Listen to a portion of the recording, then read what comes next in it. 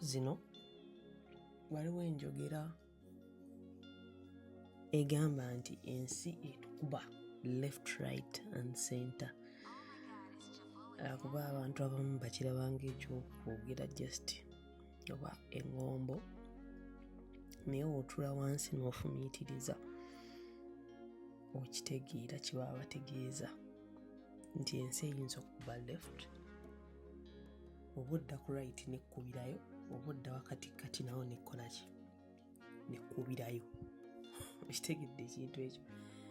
Oba oli awo abaana beetaaga school fees, oba oli awo b'okozesa beetaaga omusaala, oba oli awo nga ne landiroodi gy'okolera oba gy'osula akubanja.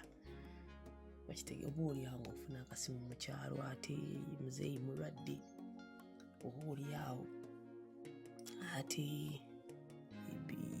enkuba yatonnye, ebintu byafudde. Kugamba ensi bwete bwetutambuza, ate ekyennaku ekiriwo nti abasinga obungi bweti bwe batambuza. Obuzibu bwe tulina nti abamu balowooza nti abamu obulamu bubanguyira, naye nze ndowooza buli omu waali amanyi kyayitamu ekinene. Okitegeera anti gwe obeera oli eno ng'oyagala 10,000 naye nga ye ali eri ayagala biliyoni ya ssente abeeko kyaggusa. So olunsi gamba ebintu bingi nnyo, era kiba kikyamu omuntu okulowooza nti abantu bonna, nti abantu abamu bali bulungi ate abalala bali bulungi, abalala bali bubi. Kiba kikyamu omuntu okulowooza mu nsonga bwetyo. So kiba kikyamu omuntu alowooza nti abalala bibatambulira bulungi, ye yekka gwe bitambulira obubi. Amazima gali nti ebizibu bino bisiŋŋana, oba okitegeera nti singa omusajja omu akutuuza wansi awo n'agamba otuuleko bigere bye, omanya nti ebintu bizibu. Okitegeera ekintu ekyo. So ebyo mbyogeddeko just kulaga bifaananyi nti toyi wekka mu mbeera eyo, bantu bangi bali mu mbeera eyo, nti ekyenjawulo ekiriwo nti abamu basirika tebabyogerako, abamu babyogerako. So a lot is happening. Era ate olumu emabega awo nayogedde ku social media, ate alabye vidiyo agenda, ate alabye katambi akagenda akanoonyeko akalabi, nabagamba programs zino zigenda kubeeranga okuba ssaawa 3 ez'okumakya, dakiika 10 dakiika 2, tewali nsonga lwaki twogera nnyo.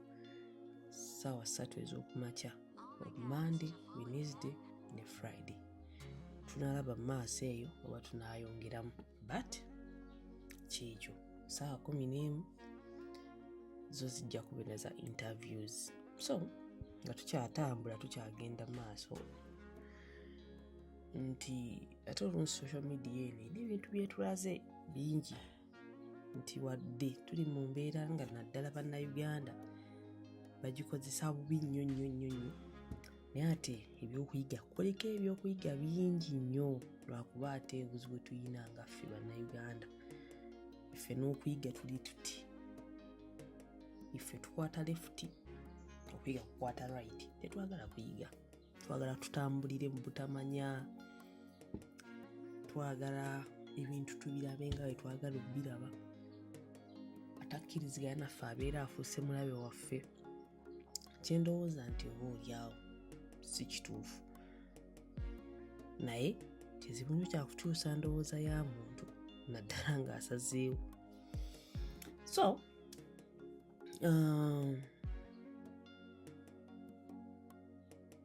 biyinza okuba tebitambula bulungi, ndi wano okugamba biyinza okuba tebitambula nga wabibala, biyinza okuba byesibye era biyinza okuba bigaanye, naye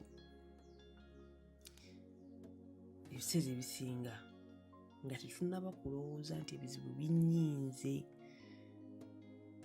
oyizeemu ki. Mu kaseera nga tulina bye tuyitamu naddala ebisuumuuza, ebinyigiriza, ebikaabya ebikwasa ennaku, twekubagiza nnyo, twekyawa, twevaako, naye ng'ate oboolyawo ke kalibadde akaseera akwekubamu ttooki ne tugamba awo twatuukawo ddi, era mweyo embeera oyigamu ki. Akaseera kabaka sijja gamba nti kaba kalungi, naye kabaka liba ssomo erigenda okuyigiriza nti bano nno be bantu bange, nakola ensobi luli naye singa nziramu nenteerera olulamu ne buntereerera, kino sijja kuddamu kikola.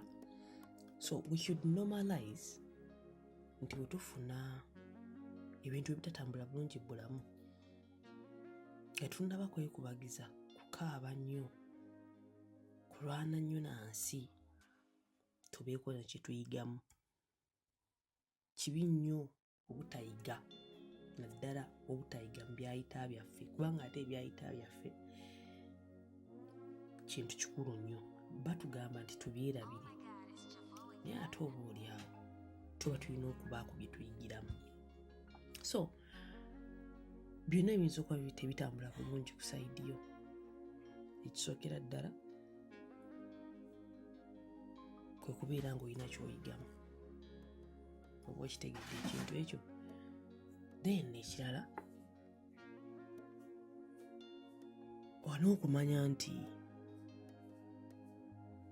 leero webityo leero webizze naye nkya bijja kukola ki? Kutereera. N'okuwummulamu ntegeeza ki? Nti mu mbeera ng'ebintu bitutabuseeko tulwana nnyo okulaba nga tukomawo ku maapu, tulwana nnyo okulaba nga tukomawo, tulwana nnyo okulaba nga toyagala walebaddeko awo obanga ali mu mugga olina bwe weekutte waggulu olwana, oyinza okwekanga ng'oguddeyo. Okitegeera ekintu ekyo?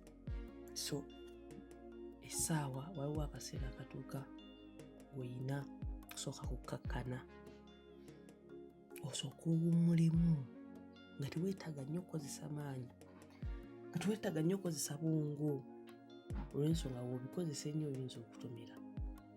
Mu process eyo mw'osangira omuntu agamba kino kijja kukola n'okiyingira, tosoose kisomako naye okuba olina embeera embi, waliwo ebikutawanya, waliwo ebigoba, n'okikola ate n'ofiirizibwa era omulundi ogwokusatu. So kiba kirungi nnyo bw'otuuka mu mbeera ng'owulira bigaanye, n'osooka okkakkana, n'olowooza, n'otwala akaddeko, n'okukkiriza nti essaawa eyo bibi, then kikuyambako okukola decision entuufu, kikyozzaako. Okitegedde ekintu ekyo? Ya tulabye abantu bangi nnyo, covid oyo yatawaanya abantu bangi nnyo abatawaanya, abamu ne bagoba ku mirimu ne gigootaanamu, naye olw'okuba balina embeera gye baali bamanyiira, nga baagimanyiira ng'embeera eyo baagimanyiira ng'embeera eyo gye baagala, tebakkiriza nti ebintu byakyukamu. Papa bupapi, kino bangambye kijja kukola, nkomyewo ntya ku foomu, oli n'akwata ssente n'atunda ennyumba ye agobye visa ya Amerika, okakana nga bamubbye, teyalina kadde kalowooza ku ani agenda mukolera empapula entuufu, temanya, okakana bamubbye, ennyumba agitunze, apapye, tagenze bweru, okakana Lake Street kati. Kyekyo ekizibu ky'okubeera ng'oli buzibu ate n'oyagala opapiremu. Awo tugambira nti sooka owummulemu, sooka weewe break. Buli woofuna ekintu nga buli bintu bitatambula bulungi si kibi okusooka ne weewa break n'olowooza, okusooka okuvaako bantu abamu abagenda okuteeka ku pressure. Waliwo abantu be tubeera nabo ebintu nga babiraba bulala, ng'ebintu babiraba bulala, era ye ng'obwongo bwe bumugamba nti ssente olina ozikolera ku kyeyo kwokka. Ye nga mu bwongo bwe tamanyi nti n'ebintu bitambula. Abo abantu bo tebagenda kukozesa ensobi. Kyengamba nti wekiba kyetaagisizza mu mbeera nga oyagala kutereera nga bikalubyemu, n'abantu abamu tuba tulina obbeewala olw'ensonga bagenda tuteekamu ebirowoozo ebikyamu oba ebirowoozo ebibi wonfuna. So it's very important okwewa break mu mbeera ng'ebintu ebitambula bulungi, osobole okulowooza obulungi, osobole okutegeera ensobi zo, osobole okweteekateeka, okutema empenda, okumanya ddi lw'olina okukomawo na biki by'ogenda okukola. Kitegeera topapa, tewali nsonga lwaki opapa. Okuddako emabega bulamu oba ebintu okutagala mu bulamu si y'enkomerero y'ensi. Eryo y'emu ku chapter ezibeera bulamu bw'omuntu. Era bantu bangi nnyo abagudde ne baddamu ne bayimuka olw'ensonga baba balina ebintu bye baakola ne basooka bateera ne bagamba kati ngenda kukola kino ekijja kijje, beewe obudde. Okutya, abantu abamu okutya kubafuukira ekintu ekizibu. Olwokuba obaddeko olina wooli kati olinamu kuli okutya, abantu bagenda kwogera biti. Ebyo byonna olina okusooka obiteeka ebbali osobole okwetereeza. Buli w'onaakolera ebintu ku pressure ate obulamu bugenda kkaluba nnyo. So I advise you, wampuliriza, biyinza okuba tebitambula bulungi, biyinza okuba bikyekutte, biyinza okuba owulira bino owulira biri, owulira bino owulira biri. Naye wekiba kyetaagisa okusooka okuwa break, gyewe. Tewali agoba. Time is an illusion. Tewali mbw akadde kagenda. Sooka weewa obudde otereeze obulamu bwo, otereeze obwongo bwo, olyoka okomewo. Sigambye nti weewa obudde ate ofiireyo. Oggweereyo, weewa obudde omanye nti ngenda kwewa emyezi 6 nkomawo okukola, kutandikira we nakoma oba kubaako kintu kye ntandika obupya. Bannange, abantu bangi bazzeemu ne batandika bupya. Kitegedde ebintu biyinza okugaana ku myaka, osobola okufuna ebintu byonna ku myaka 22 ne bikuggwaho ku 28 ate ku 30 n'oddamu n'otambula. 35 ne bifa, ku 45 ne biddamu ne bikyuka. N'ezo zonna feezi ezibeerawo bulamu kubaako kye tuyiga. So tubeeko bye tuyiga buli we tubeera nga tuli mu mbeera embi, tuleme kukolima nnyo, tuleme kubeera nga tuleme kubula, wabula tumanye nti ebyo bibaawo, ekikulu kya byonna kyakuddamu, then twerowoozeeko tuzze tutya. Kitegeera ekintu ekyo. So si byangu era tebiyinza kuba byangu, naye ate bisoboka. Oba ontegeera. So programs zino nga nabagambye za ssaawa 3, Monday, Wednesday, Friday. Monday, Wednesday, Friday. Subscribe to this channel, liking, commenting, sharing. Ssaawa 3 suubira video weziti n'ebirala bigenda kuba bijja ssaawa 3. Then interviews ssaawa 11. Oba ontegedde. So mbaagala nnyo, mbaagala nnyo era nsaba buli kimu kibatambulire bulungi.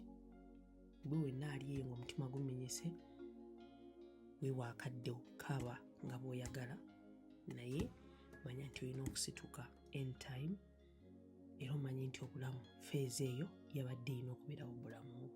Baako ky'oyiga ate eruddemu osituke otambule. Bye bye.